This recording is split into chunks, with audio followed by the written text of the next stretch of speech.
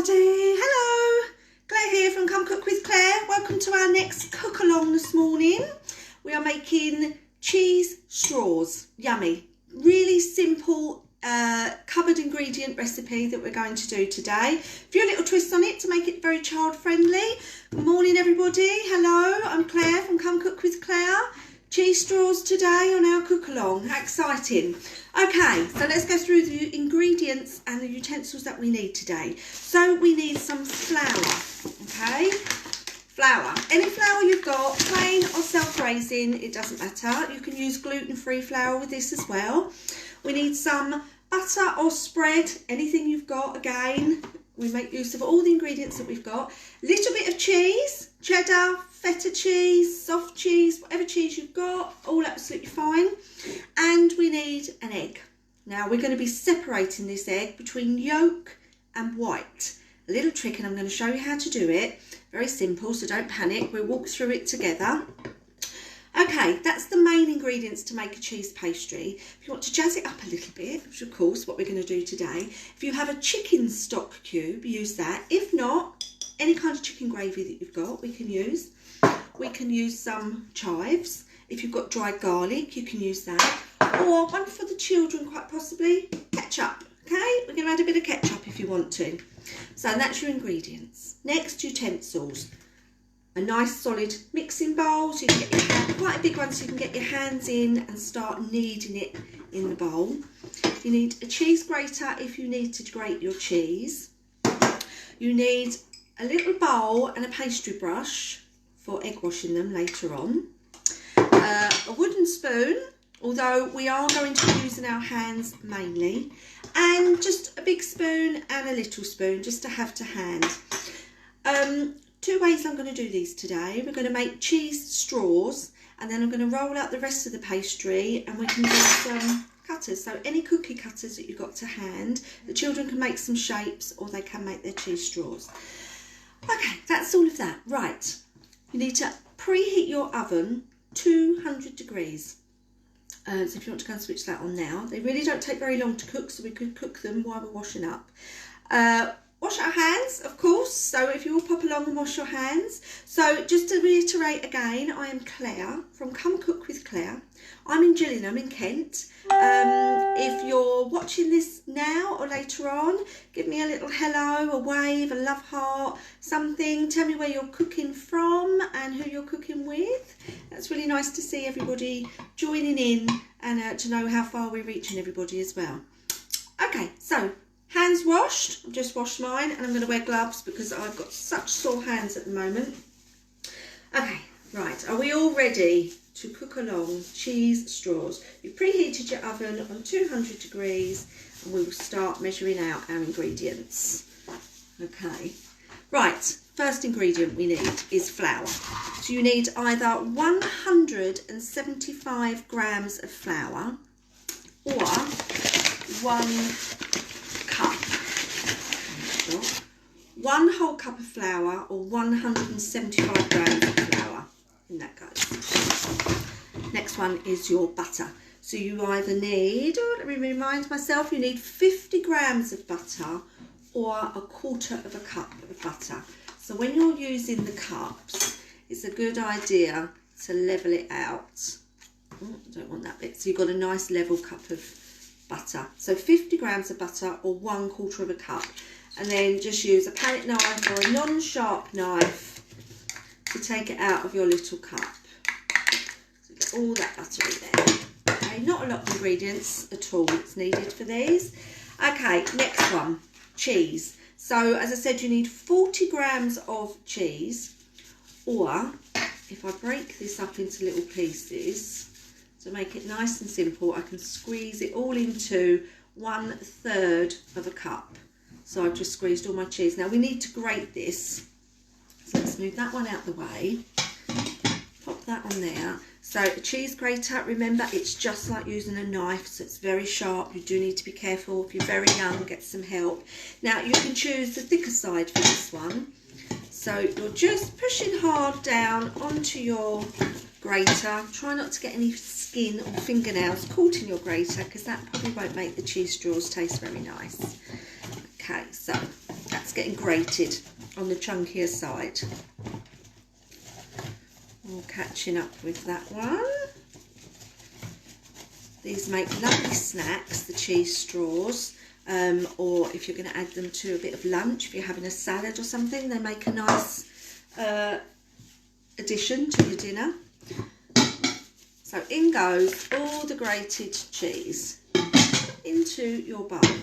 Okay, so all of our ingredients are in there.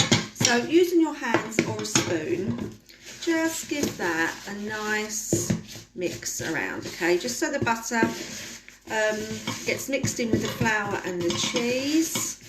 That starts to form a dry dough. You can see that. Right, it's better with our hands. Now then, egg. To do our egg, we need, I'm going to do this twice so you can see me do it and then you can concentrate again doing it. So on this particular recipe, we need the yellow part, which is the yolk. So you take one whole egg, you're going to crack it on the side and you're going to allow all the white to go into your dish. Now in your hands, you're going to keep hold of the yellow piece, the whole piece, and you're going to put that straight into your bowl. So have these bowls all quite close by to you. So I'll do it once so you can watch and then I'll do it again.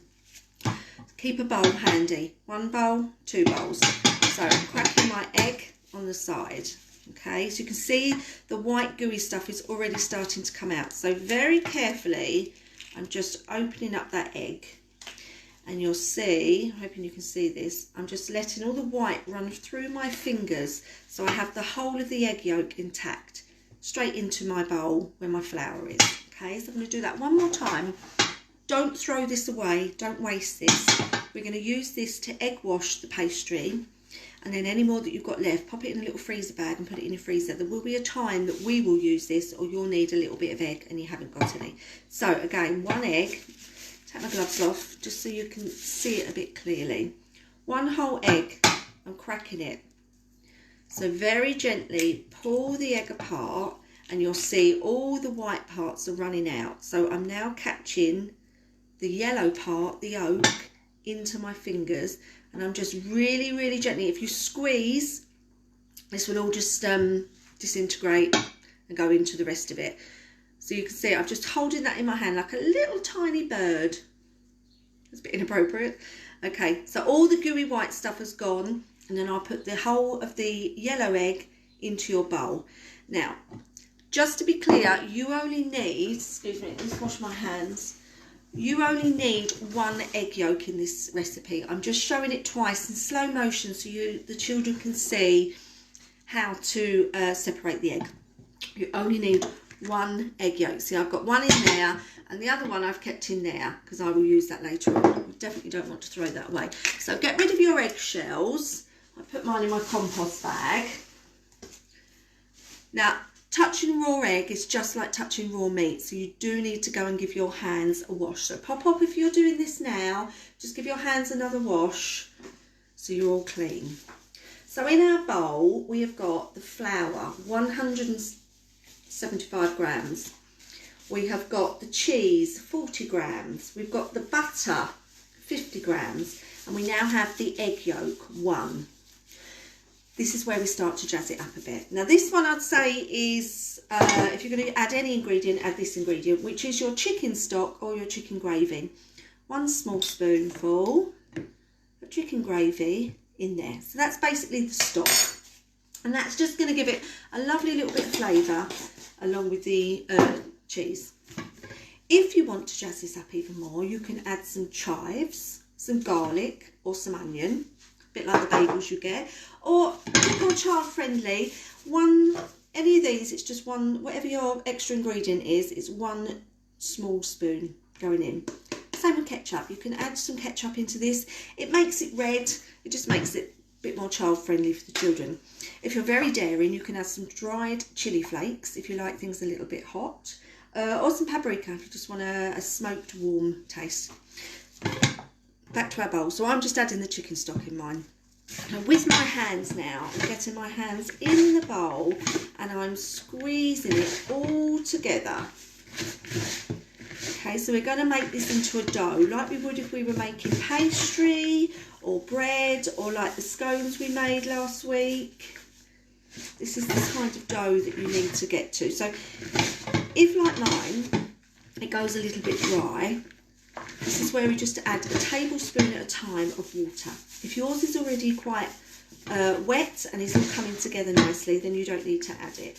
Now I do need to add mine. So one small spoonful, get my words out, of water in there.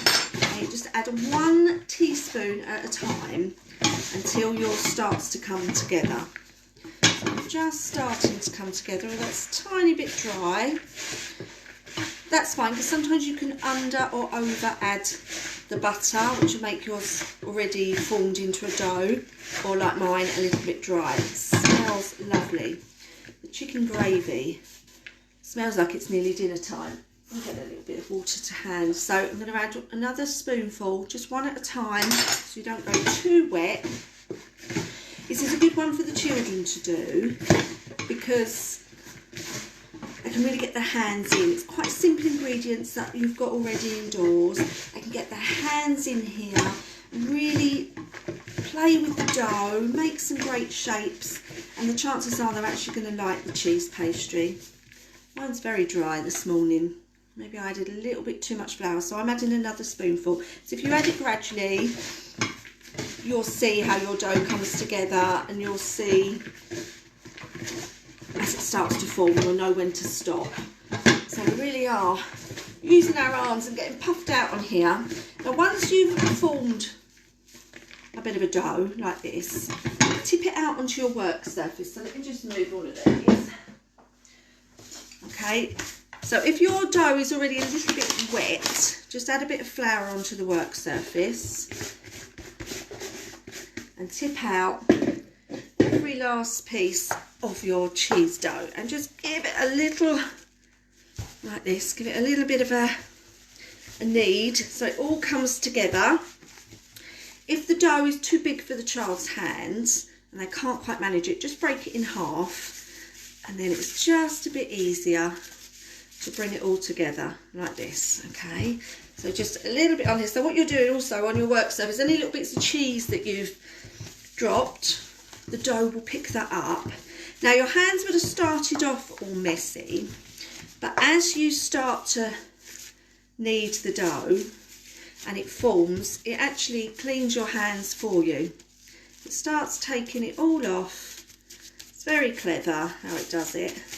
So I'm going to take those off now. I don't need those anymore. I've got the dirty bits out. Right, so here we are. I now have 2 pieces of dough.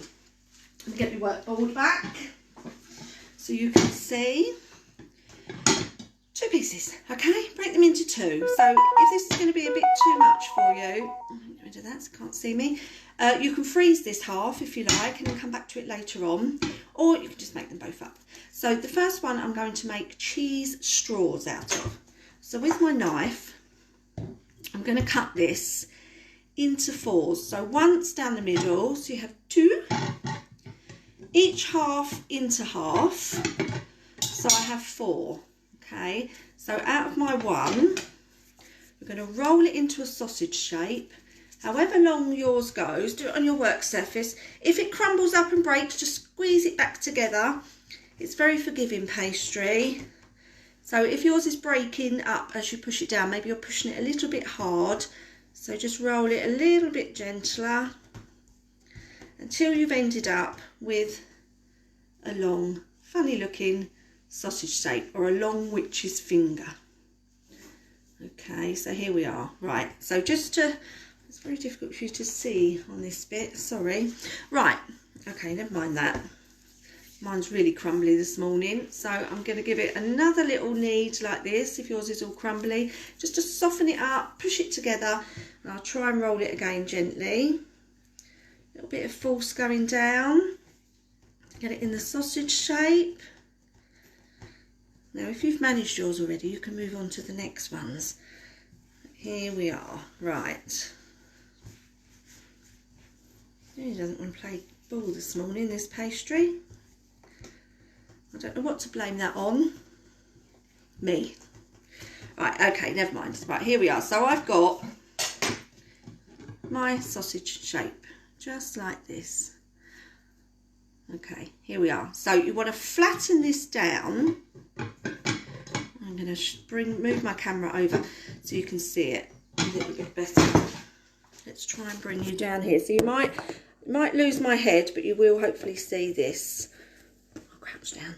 Right, so we have our sausage shape. We're going to, just with our fingers, going to push down onto the sausage so it's flat on the top.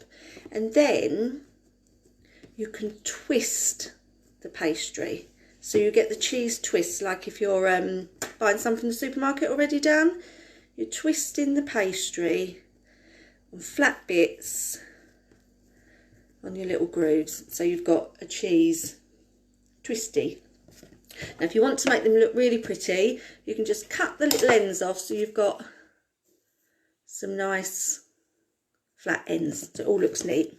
Okay, another way of doing that, one, is just to roll it back into the sausage shape and just have it as a cheesy finger. Oh, this pastry. Okay, so here we are. See, it just falls apart for everybody. Not to worry, it all just pushes back together. No need to panic. So I'm just going to tidy up the ends. And I have just got what looks like a long straw. Now sometimes when these cook, they do break up a little bit, so don't make them too big. So I'm cutting that one in half, one there. So I've got a flat twisted one and I've got two cheese straw shapes. So with the other half, what we can do, if you can see this, it's going to push down on it a little bit with a rolling pin. I'm going to roll it out, and roll it out. So 4 different ways I've rolled it, pushed it down. So that's the thickness I want, which, how can we, I'd say it's the half of a fingernail, half the length of a fingernail on an adult. Any shape cookie cutter you've got, any sizes that you've got, just push down like if you was making pastry shapes or actual biscuits. So I've got flower ones, so we can make some little flowers like that. If you've got little tiny ones out of your little bits that you've got left, I've got a little tiny love heart, you can push that one on there.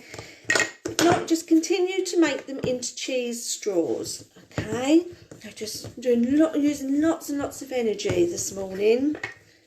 So if you wanted half of them just plain cheese, you can do that half.